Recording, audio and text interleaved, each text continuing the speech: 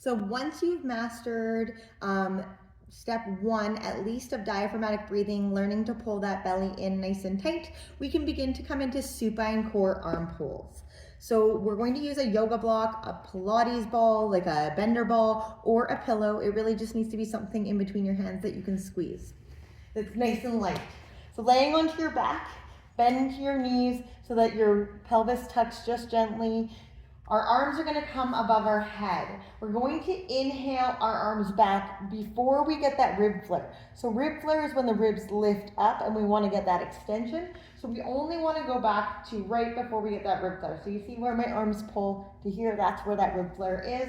So we're going to inhale back to just before that rib flare. And then I'm going to exhale, hands to center. Pulling that belly in nice and tight. Inhale. Lower ribs. Exhale. Snap the belly to center.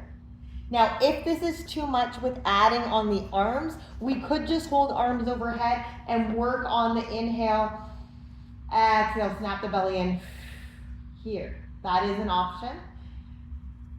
So we could also, if we say we're really good with the arms and pulling back to center, the progression from here then is to lift the knee. So you're going to inhale back and you're going to exhale, pulling the knee up on the exhale from here, not from our hips, but from our belly. Only up to tabletop. Inhale back down.